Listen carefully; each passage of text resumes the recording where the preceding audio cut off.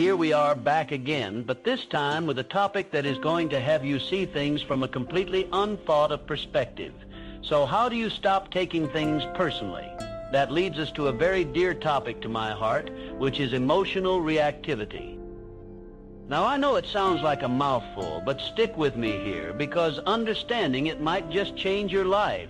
Imagine being in a tough spot, and instead of losing it, you remain as cool as a cucumber. Why does that matter? Well, let me kick this off with a story from Hollywood, specifically involving our man, Keanu Reeves. Picture this. Keanu, famously known for his role in The Matrix, has faced more media scrutiny and personal loss than most of us can imagine. And yet, every time he steps out into the public eye, there's this sense of serenity about him. We're talking about a guy who's lost loved ones and been the target of endless tabloid stories. But does he react with anger or frustration? Not at all. He remains poised, almost like water moving around obstacles. It's fascinating, right? How does someone manage to maintain such calm composure when faced with personal storms? Here's the thing. Keanu's approach to life is a masterclass in emotional resilience. Looking beyond his celebrity status, he teaches us a crucial lesson about not taking things personally. And guess what? This isn't about ignoring emotions, but understanding them so well that they no longer control you. In essence, it's emotional judo. But Keanu isn't the only one with this superpower. Let's take a stroll down history lane and talk about another icon, Napoleon Bonaparte. Now, Napoleon, the legendary French military leader, faced battles that would make anyone's heart race. Imagine standing amidst the chaos with cannons firing and soldiers shouting, yet in these moments Napoleon was the epitome of composure. His generals might have been sweating bullets, but Napoleon, he remained calm. He knew that losing his cool could have led to disastrous decisions. This ability to maintain a level head when the stakes were high was not just natural, it was strategic. So what's the magic here? Why do some people seem to have nerves of steel while others crumble under pressure? The answer lies in understanding the psychology of emotional reactivity. Emotional reactivity is like a power leak. It's that instant reaction when someone cuts you off in traffic or when your boss gives you yet another impossible deadline. It's energy spent on things you can't always control. But when you learn to master this, you're no longer at the mercy of these knee-jerk reactions. This brings me to a modern warrior of mental strength, David Goggins. Ever hear of a grueling ordeal called Navy SEAL Hell Week? It's pure mental and physical torment designed to break the toughest of spirits. During his training, Goggins transformed verbal abuse and physical exhaustion into a game he could mentally dominate. He flipped the narrative, seeing every insult as fuel instead of a dagger. This mindset gave him control, turning emotional backlash into a driving force. But let's shift gears and think about how this applies to you and me, regular folks just trying to make it through the day. Every time you react emotionally to a situation, you're handing over a bit of your power. Whether it's a small slight from a colleague or a misunderstood text from a friend, these are opportunities to practice emotional strength. The goal isn't to suppress emotions, but to understand and redirect them, much like Keanu, Napoleon, and Goggins. Now, this is where it gets interesting.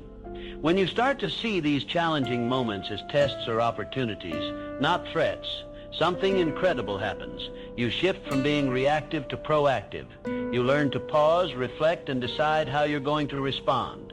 It's a skill that opens up a world of possibilities, both personally and professionally. In today's fast-paced world, where everything from social media to work demands your attention, it's easy to get caught up and let emotions run the show. But if there's one takeaway from these stories, it's this: mastering your emotional responses can liberate you. It grants you the freedom to act with intention rather than reaction. So next time you're in a situation that rattles your cage, ask yourself, am I giving away my power by reacting emotionally? Remember, by taking a breath and stepping back, you're not just avoiding conflict, you're holding on to your personal power, and who knows, maybe you'll inspire others around you to do the same. Let me tell you a story about Napoleon Bonaparte. Picture this. It's the heat of battle, the stakes are sky high, and while chaos swirls around him, his generals are losing their heads.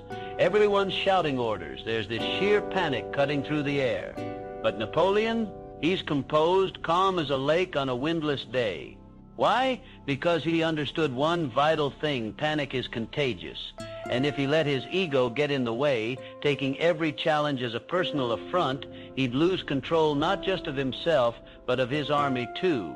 And you know what? That's a lesson that resonates far beyond the battlefield. Now fast forward to a more modern example. You've probably heard of Jordan Peterson. Picture him in those hostile interviews. You know, the ones where every question feels like an attack, where the interviewers are poised for that gotcha moment. How does Peterson handle it? He doesn't take the bait. Instead of letting his ego interpret every sharp inquiry as a personal attack, he stays logical and composed. He manages to keep the dialogue going, focusing on the substance of what's being discussed rather than getting swept up in the emotional current. And isn't that fascinating? Whether you're a general in a war or a public intellectual in a heated debate, the principle remains the same.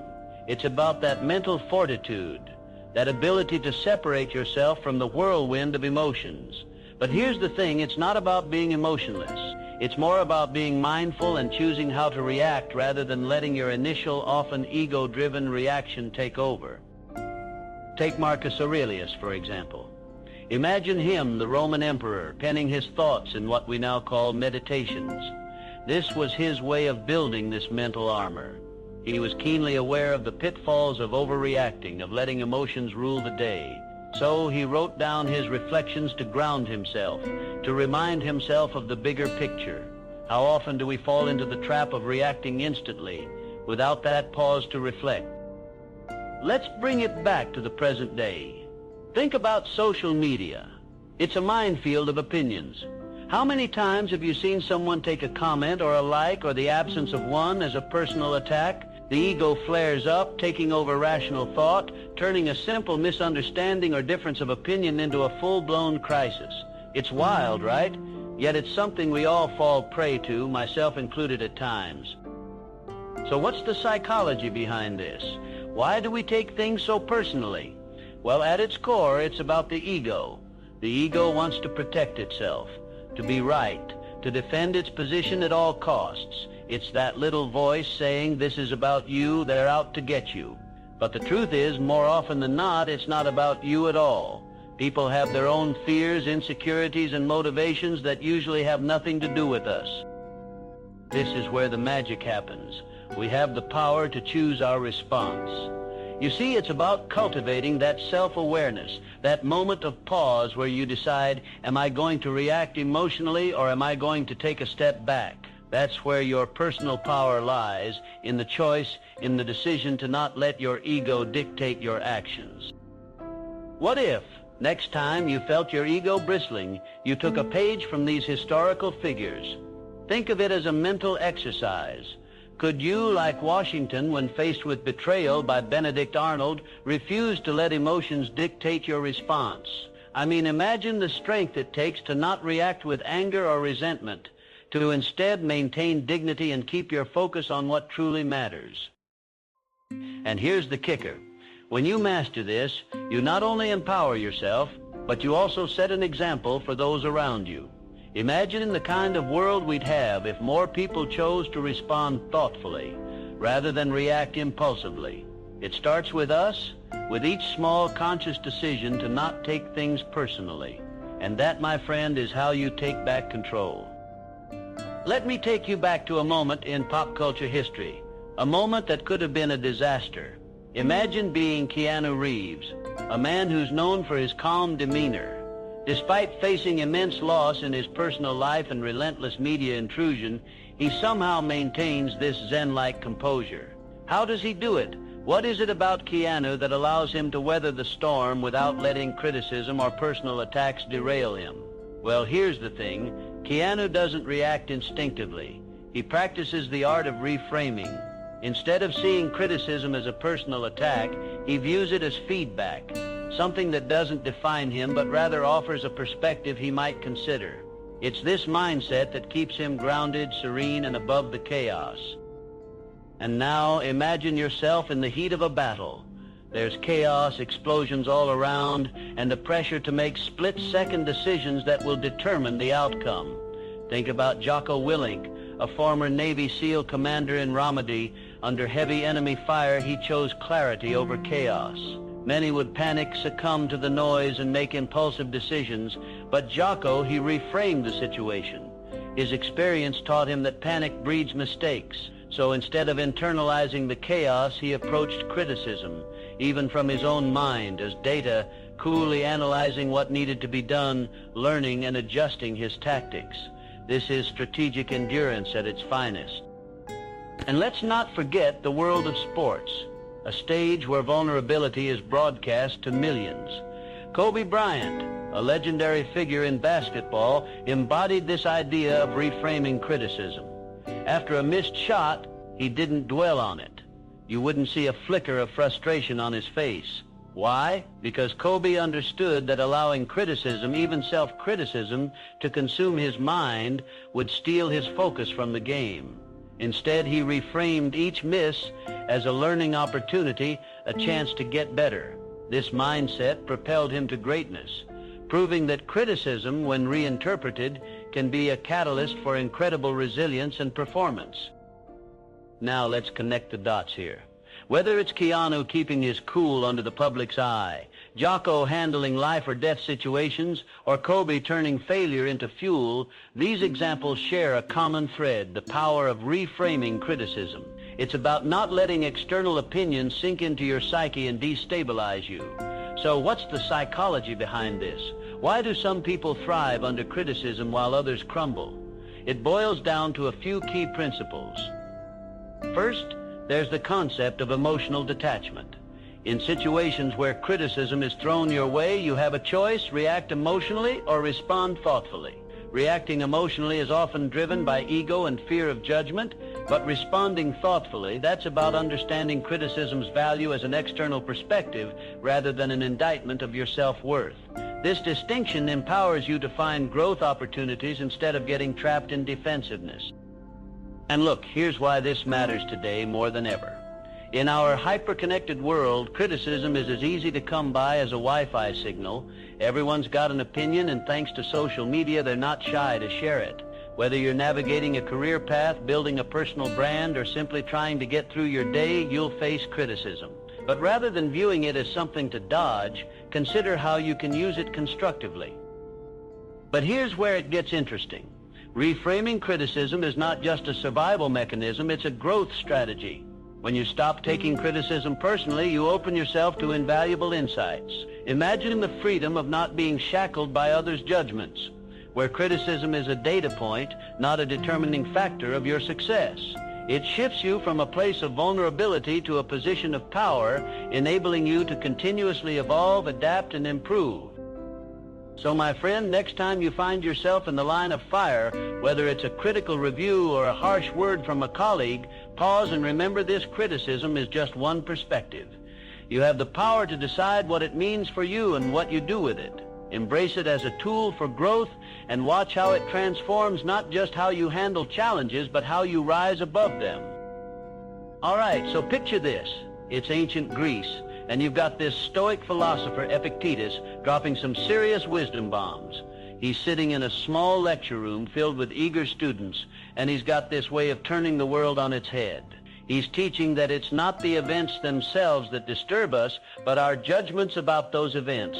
Can you imagine? I mean, here's a guy who started life as a slave, and he's telling us that our own minds hold the key to our freedom. That, my friend, is emotional detachment in its purest form.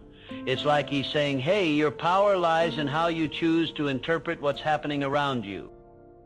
Now let's jump forward a bit in time to ancient Athens, where Socrates is standing before a jury of 500 citizens. He's been sentenced to death, and you'd think this would be a time for panic, right?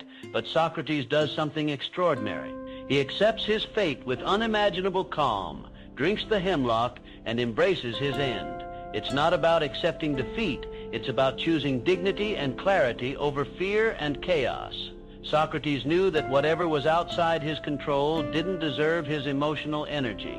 That, my friends, is powerful. It's a master class in detachment. Fast forward again to a more modern example.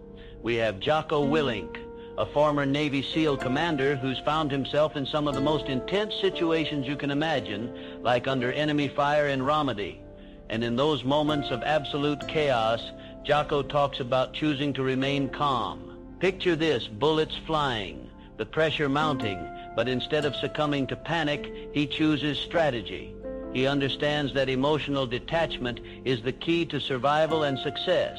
He doesn't react, he responds. There's a subtle but profound difference there. And what about Queen Elizabeth I? Here's a queen who faced a hostile parliament, political conspiracies, and threats from abroad. But she was known for her calculated calm. Standing tall with regal poise, she addressed her adversaries with such composure that it commanded respect, even from those who opposed her. Her ability to detach emotionally allowed her to navigate the turbulent tides of her reign with strength and clarity. It's no wonder she left such a significant mark on history. So what's going on with all these stories? Well, here's the thing. Each of these individuals knew that their strength lay not in controlling the world, but in controlling their responses to it. They practiced emotional detachment not as a way to disconnect, but as a way to connect with their true power. And that's a principle that we can apply today, right here and now. How often do we allow the chaos of life to dictate our emotions? Think about that for a moment. The power move is in taking a step back and choosing how we want to respond. But here's where it gets really interesting. There's a psychological principle at play here called cognitive reframing.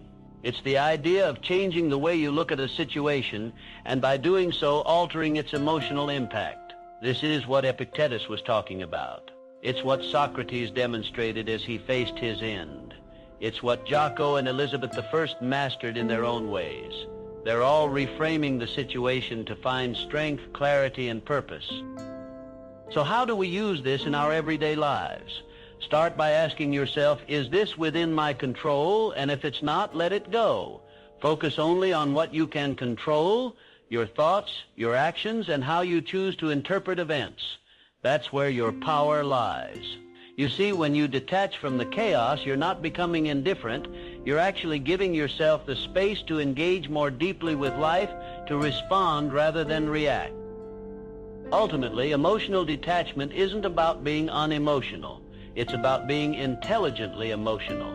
It's about knowing when to step back so you can step forward with clarity and power. So the next time you're faced with a challenging situation, remember these stories and the lessons they offer. Embrace the power of detachment and watch how it transforms not just your challenges, but your entire approach to life. Let me share a story with you about Kobe Bryant. You might know him as one of basketball's greatest players, but what often goes unnoticed is his incredible mastery of self-control. Picture this. It's the NBA Finals, and every eye is glued to Kobe. He's just missed a crucial shot, the kind that could sway the game. But instead of showing even a flicker of frustration, he maintains this almost mystical calm, a poker face that gave nothing away. Now, why does this matter? Well, here's the thing, that poker face. It's not just about looking cool under pressure. It's about not letting emotions derail your game, literally and metaphorically. Kobe understood that getting visibly upset would give his opponent an edge, a crack in the armor they could exploit. He knew the power of detachment, of not taking failure personally, but instead as a stepping stone to success. That's a lesson in self-control right there. Now, let's jump back in time to the days of Epictetus, the ancient Greek philosopher. Here's what Epictetus taught. It's not the events that disturb us, but our judgments of them. Imagine walking through a market in ancient Rome, bustling with chaos and noise. Epictetus would say that any stress or anxiety you feel isn't because of the market itself, but your interpretation of the chaos. It's all about your mindset. Fast forward to contemporary times, and let's look at someone like Keanu Reeves. You know him as an actor, but what's fascinating is how he navigates life with a quiet serenity, despite facing immense personal loss and relentless media scrutiny. His approach is to keep things private, to not fuel the fire by reacting publicly. Think about it. By shielding his emotional energy, he manages to maintain his peace and focus on what truly matters.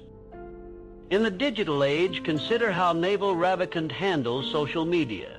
He chooses silence over squabbles on Twitter, focusing on preserving his peace rather than engaging with insults or negativity. This isn't about ignoring others. It's about selective engagement and controlling what gets your attention. By doing this, he protects his energy and uses it where it counts the most.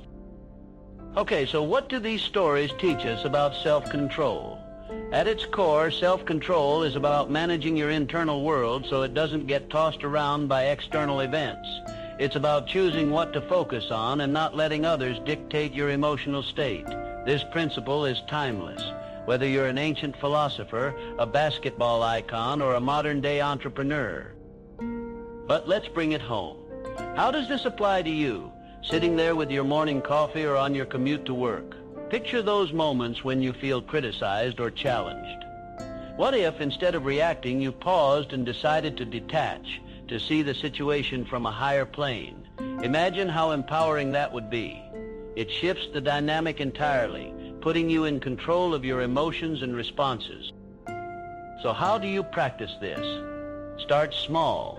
Maybe it's holding back on that immediate reply to a frustrating email, or perhaps it's choosing to focus on your strengths instead of dwelling on a mistake. Remember, it's not about being unfeeling, but about being wise with your emotional investments. This is what self-control looks like in daily life, a series of small but significant choices.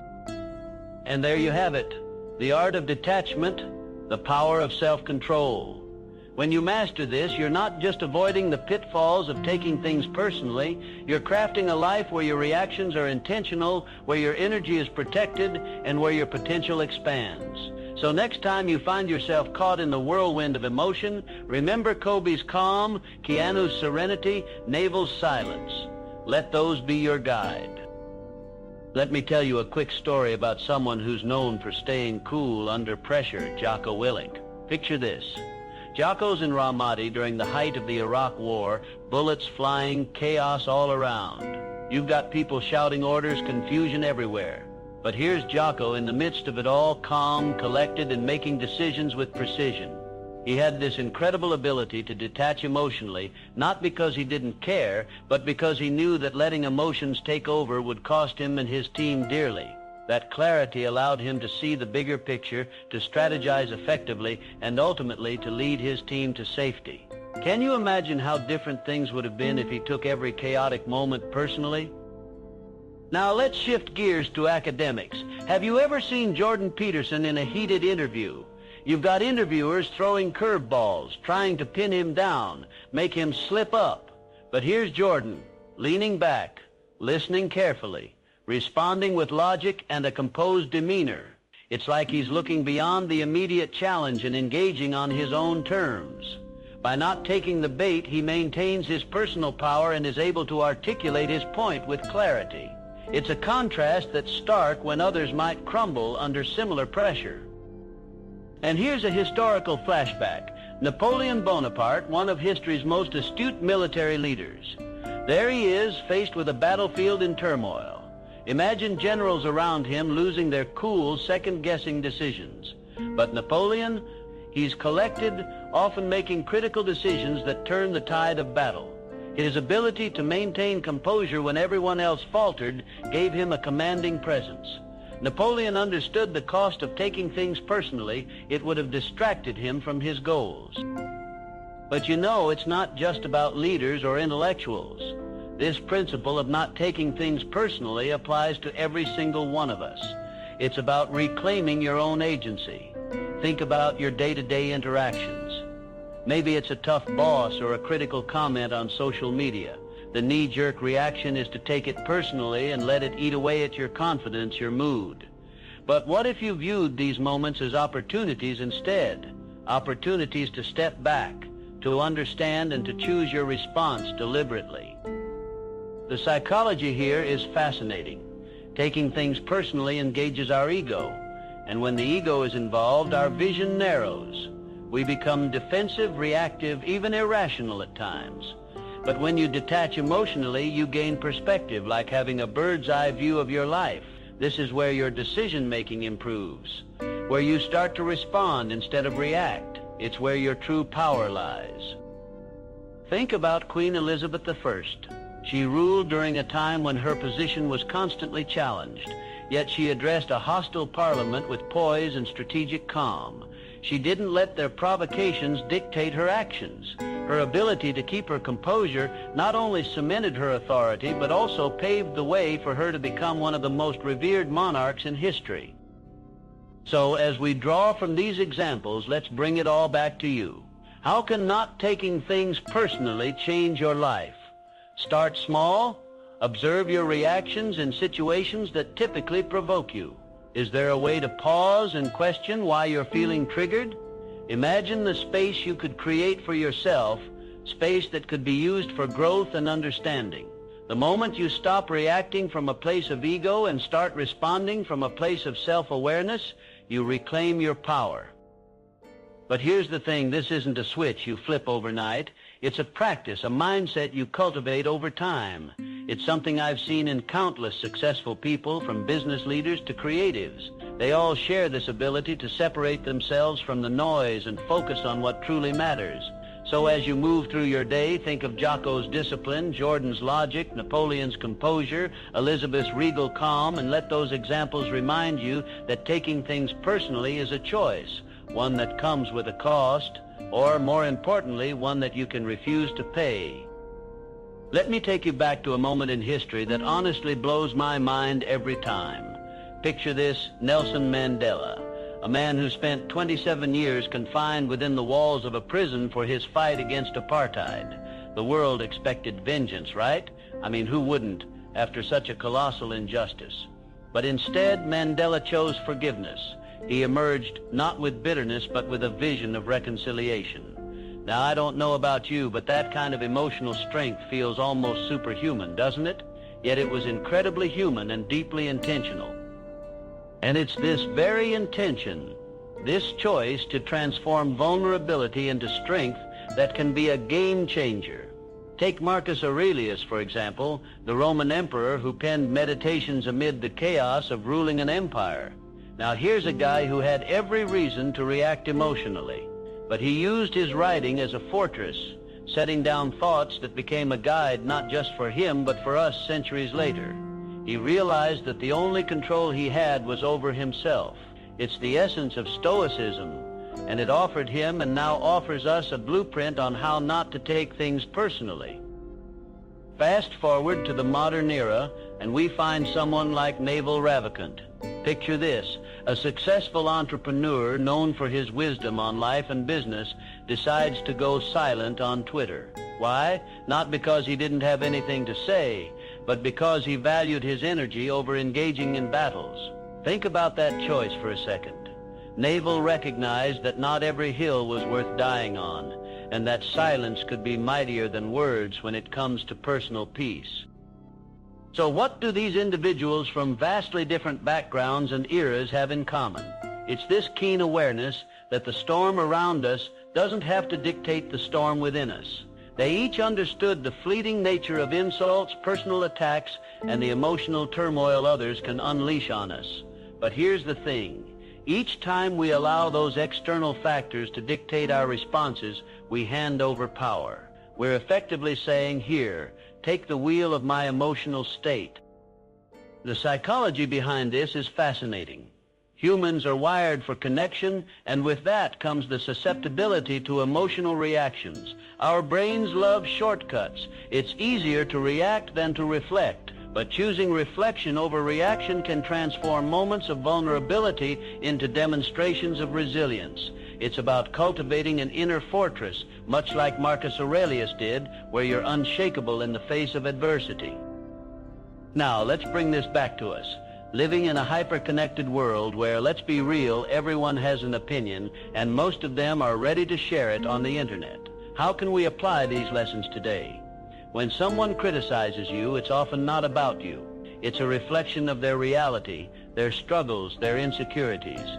Understanding this can change everything. It allows you to see the comment or the critique for what it is, data, and not a personal attack. Imagine how empowering it would be to step back, breathe, and respond, or choose not to from a place of strength. It's like training a mental muscle, making a conscious choice each time to protect your energy and focus. Because, let's face it, there are bigger battles to fight and more meaningful goals to reach than getting caught up in someone else's drama. So as we sip our coffee and ponder on these stories, ask yourself, how often do I let external noise dictate my internal peace? What would it take to build that inner fortress? Reflecting on these questions, you might find, as Mandela, Marcus, and Naval did, that the keys to a peaceful mind are surprisingly within reach, and that's a power you don't want to hand over to just anyone. Let me take you back to 1776, right at the heart of the American Revolutionary War. Picture George Washington, a steadfast leader who was navigating not just a war, but also a sea of betrayals. Now, betrayal, imagine the sting of that, especially from someone you trust like Benedict Arnold. That could easily break anyone, right? But George, he chose a different path. Instead of letting emotions get the best of him, he focused on the big picture, winning the war. This resilience, this refusal to take things personally, was his armor. From it, we can learn a lot about the power of a resilient mindset. Now, let's fast forward a couple of centuries to a battlefield of a different kind. Ramadi, Iraq, during one of the most intense periods of urban warfare. I'm talking about Jocko Willink, a Navy SEAL commander. Under enemy fire, while chaos surrounded him, Jocko remained calm. How does one do that? It's not just about discipline, it's strategic thinking. Instead of reacting with panic, Jocko focused on controlling what he could, his actions and his mindset. By not taking the chaotic environment personally, he made strategic decisions that saved lives. He teaches us that staying calm is a choice, even in the most tumultuous situations. But here's the thing, this isn't just about legendary historical leaders or battle-hardened soldiers. It's about a principle that's relevant to all of us today. Think about Tom Brady, the NFL legend. Now, Brady has thrown his share of interceptions, each one a potential emotional landmine. But instead of dwelling on mistakes, he resets his focus on the next play. This ability to move on swiftly, not taking errors to heart, is what allows him to turn potential failures into future victories. It's that same resilient mindset in action. So, how do these remarkable figures harness such resilience? Their secret isn't a mystery. It lies in something we all have access to: perspective. They don't react, they respond. These individuals understand that taking things personally is like wearing emotional shackles. It diverts energy from what really matters: progress and growth. Marcus Aurelius, the Stoic philosopher emperor, knew this too. He wrote meditations not for an audience, but for himself. A guide to remind him to perceive events objectively, to maintain inner peace amidst chaos. It's mental armor crafted from wisdom. Let's connect this back to our modern world. Every day we're faced with criticism, setbacks, and challenges. Social media can amplify these to overwhelming levels. But adopting a resilient mindset means we choose not to internalize every negative comment or failure. It means we see beyond the immediate emotional response to what our end goals truly are. So ask yourself, what's your Ramadi? What's your interception? How can you shift from reaction to response? Here's where you can start. First, reflect on your reactions. What are you taking personally that's keeping you from moving forward? Next, find your meditative practice. It could be journaling like Marcus Aurelius, or a mindful discipline like Jocko. And most importantly, remember to focus on the controllables. Just like Brady focuses on the next play, we can shift our attention to what we can influence right now. These stories remind us that a resilient mindset is less about steel nerves and more about clarity and control. Isn't it empowering to realize that resilience is within reach, not beyond it? It's about making a conscious choice every day to unlock the potential within us, no matter what life throws our way. Let me kick off with something that I think you'll find pretty interesting. Picture this. It's 1778, and George Washington, a man known for his stoic demeanor, gets word of Benedict Arnold's betrayal. Now, for many of us, a betrayal of that magnitude would likely trigger a whirlwind of emotions: anger, disappointment, a sense of personal affront. But here's the remarkable part. Washington didn't react with emotional outbursts or knee-jerk decisions. Instead, he demonstrated a level of proactivity that's quite admirable. He focused on the bigger picture, the mission at hand, rather than getting bogged down by personal grievances. That's the kind of emotional mastery that defines great leaders. Now, compare that to something more recent. Remember Barack Obama's presidency? He faced racially charged comments and criticisms almost daily, yet he managed to navigate these waters with a level of grace that was nothing short of exemplary. He didn't allow the negativity to dictate his actions or his mindset. Instead, he maintained his focus on his goals and responsibilities. I mean, think about it. How does one stay composed in the face of such relentless negativity? The answer lies in choosing to be proactive, not reactive. Here's where it gets intriguing. This isn't a new concept. Even back in ancient times, people like Epictetus were teaching that it's not the events themselves that disturb us, but our perceptions of them. I think this principle is what sets apart those who thrive in adversity from those who falter. It's like when Marcus Aurelius penned his Meditations. He was essentially writing himself a playbook for maintaining his composure amidst chaos. It wasn't just any diary, it was a toolkit for mental resilience. So what's the psychology behind this? Why does shifting from reactivity to proactivity make such a powerful difference? Well, when we're reactive, we're at the mercy of our instincts and emotions. It's like being a puppet controlled by circumstances. But proactivity, that's taking the strings into your own hands. It's about understanding that while you can't control every event, you can certainly control your response. Over time, this builds emotional intelligence, turning potential adversities into opportunities for growth. Let's relate this to everyday life. Ever had a day where one small thing goes wrong? Say you spill coffee on your shirt, and suddenly it spirals into a bad mood that colors everything? Yep, I've been there too. But imagine catching yourself before the spiral, acknowledging the spill, and then choosing to redirect your focus. Okay, this happened. How do I manage this effectively? It's a small shift, but it's the essence of proactivity. And that's something we can all practice right now. Start with small steps like pausing before reacting to a stressful email or taking a deep breath before responding to a criticism.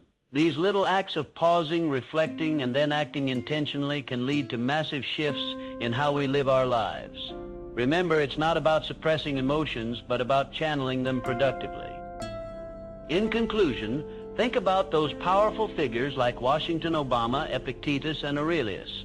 They show us that the ability to move beyond emotional reactions isn't about superhuman strength or detachment from reality. It's about a conscious, everyday choice to focus on what truly matters and to approach life's challenges with a mindset that embraces proactive problem solving. So next time you're faced with a tough situation, ask yourself, am I letting this control me, or am I choosing to control my response? That simple shift could change everything. Let me tell you a story about one of the most renowned figures of our time, Nelson Mandela. Imagine this: 27 years in prison, unjustly incarcerated, stripped of your freedom. Many of us would spend every waking moment plotting revenge, or at least wallowing in resentment. But Mandela, he walked out of that prison with a heart full of forgiveness. Can you even imagine the strength it takes? Mandela understood that holding on to offense would only keep him shackled long after he was free. His decision to forgive rather than retaliate played a monumental role in his ability to lead South Africa out of the dark days of apartheid. Now, if Mandela could let go of his grievances after nearly 3 decades behind bars, what does that say about our everyday interactions?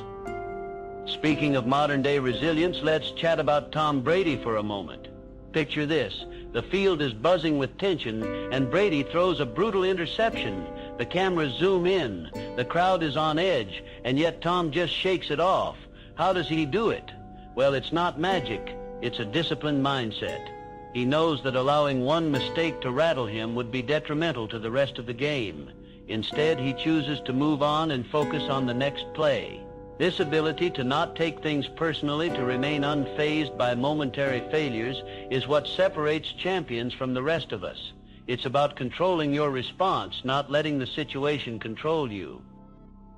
All right, here's something interesting. Naval Ravikant, the entrepreneur and philosopher, once chose to respond to personal insults on Twitter with absolute silence. No clapbacks, no lengthy explanations, just silence. Why? Because he recognized that engaging with negativity would only drain his energy. See, Naval knew that not every comment deserves a response, and that staying silent could sometimes be the most powerful answer. It's about conserving your energy for what truly matters, for the goals and visions that actually deserve your attention. Now, let's connect these dots. Whether it's Mandela, Brady, or Ravikant, there's a common thread here. They each mastered the art of not taking offense. It's a principle as old as time, but just as relevant today. The key is understanding that not every comment or action is designed to offend you. Often, it's not about you at all. This realization can liberate you from unnecessary stress. By choosing how you respond rather than reacting impulsively, you reclaim your power. And isn't that the kind of control we all want in our lives? But here's the thing, letting go of offense doesn't mean becoming a doormat. It's not about accepting poor treatment or excusing bad behavior.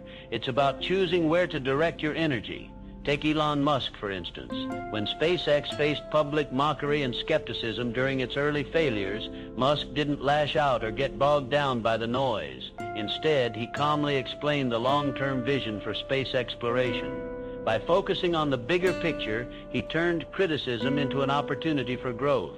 This approach didn't just deflect negativity, it helped fuel SpaceX's eventual success. So how can we apply this in our daily lives? Next time you feel your blood boiling over a snide remark or an offhand comment, take a breath. Ask yourself, is this worth my energy? Or is it better spent elsewhere, perhaps on something that truly enriches your life or advances your goals? Adopting this perspective isn't about becoming indifferent, it's about being strategic with your emotional resources. Wouldn't that be transformative, to reserve your energy for the things that truly matter? Look, here's what it boils down to. By mastering the art of not taking offense, you set yourself free from the shackles of other people's opinions. Imagine the sense of liberation, the lightness you could feel once you stop letting external comments define your internal state. This, my friends, is not just a survival tactic, it's a thriving strategy. So next time you're hit with a potential offense, remember these stories. Let them guide you towards a response that keeps you empowered, focused, and free. Let me take you back to a scene that perfectly illustrates the power of introspection in not taking things personally. Picture this. It's the early 1800s, and Napoleon Bonaparte, a man who's known for his commanding presence, is in the middle of a chaotic battlefield. His generals around him are losing their cool, they're shouting orders, pointing fingers, the works. All that stress and panic could easily have influenced him to react defensively or aggressively. But instead, Napoleon remains calm, almost serenely detached. You know what he did? He took a moment, scanned the chaos, and then issued a few quiet, decisive orders.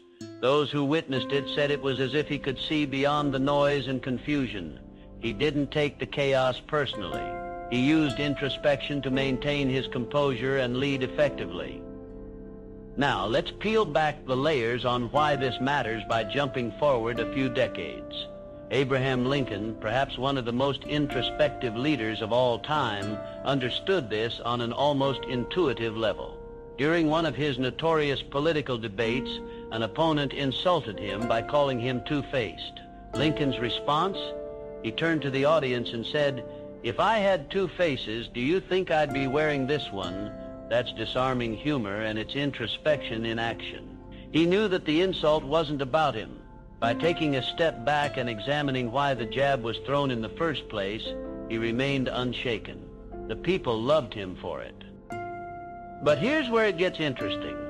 This ability to not take things personally is rooted in a principle that ancient philosophers like Epictetus taught long ago. It's not the events themselves that disturb us, but our judgments of them. So both Napoleon and Lincoln did something crucially important. They interpreted their environments not as personal attacks, but as situations needing their leadership. This clarity allowed them to respond rather than react. Fast forward to more modern times, and you'll find Jocko Willink, a former Navy SEAL, embodying this very principle. In the heart of Ramadi, amid enemy fire where many would understandably falter, Jocko remained calm. He used introspection to shift his focus from fear to strategy. He didn't let the personal stakes cloud his judgment. Instead, he saw the situation for what it was and made decisions that saved lives. He teaches this same concept today, emphasizing the power of detachment in high-stakes leadership. So what's the link between these stories and us today? Why does introspection matter so much? Well, let's bring it home. Think about the last time you felt slighted or insulted by a colleague or a friend. Did you react defensively, or did you pause and consider your feelings? Introspection is a tool, a way of saying, let me understand why this bothers me before I respond. It's about understanding the roots of our emotions so that we don't grant others power over our state of mind.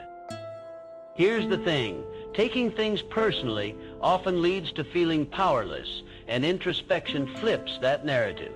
It empowers you. It gives you control. It allows you to see the bigger picture and respond with grace or humor, just like Lincoln and Napoleon. Don't underestimate its power. Ask yourself, why am I feeling this way? Is there truth to it, or is it just a reaction?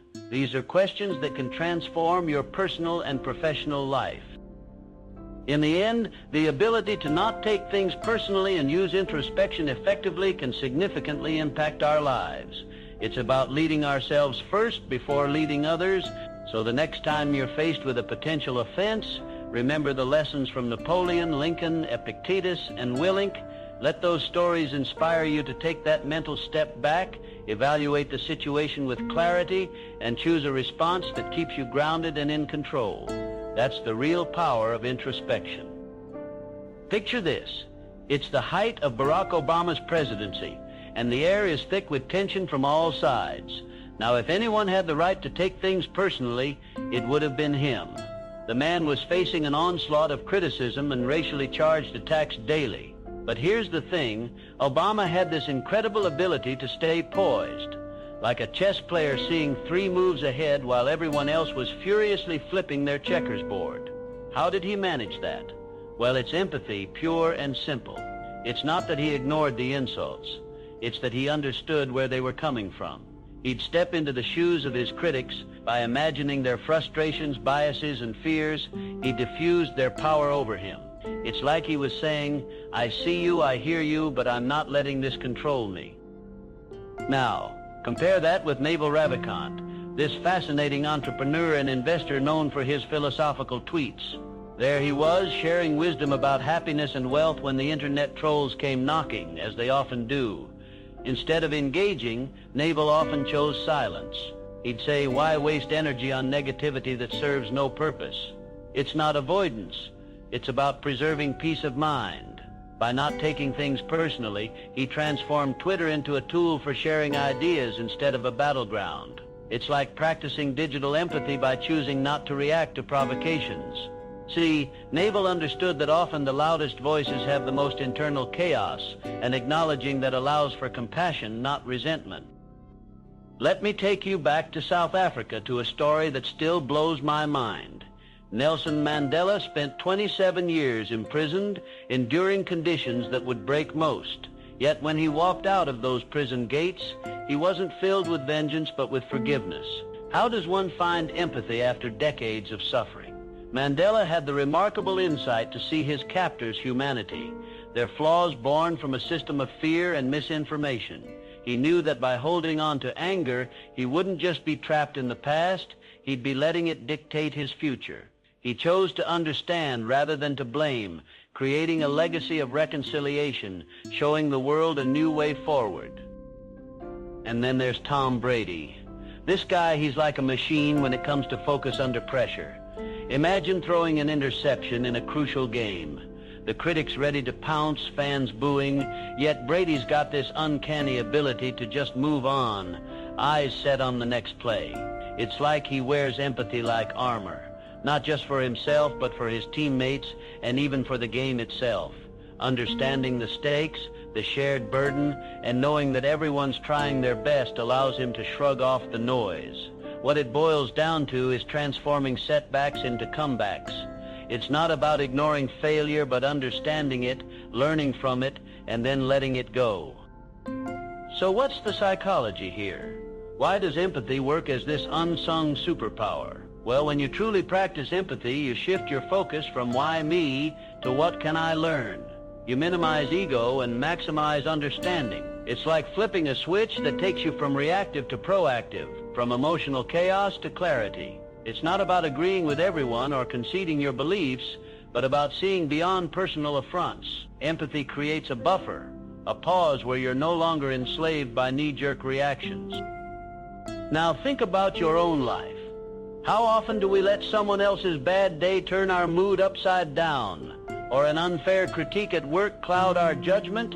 Imagine if, just for a moment, we stepped back like Obama, like Mandela.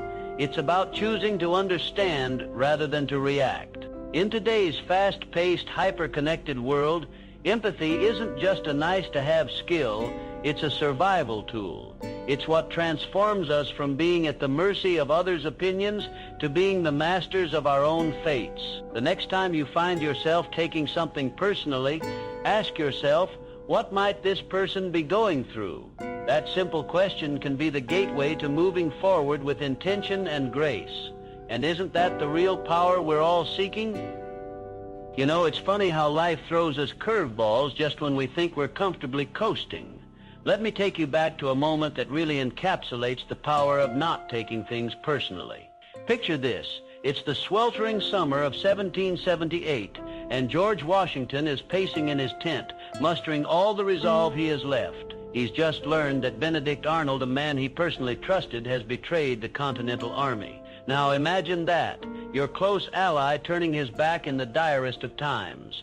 Washington had every reason to explode with emotion, yet he remained calm. He didn't retaliate with anger or let it derail his mission. Now that's something, isn't it? But here's the thing, what we're seeing here is not just stoic endurance, it's strategic thinking born from a deep understanding that reacting emotionally could have cost him everything.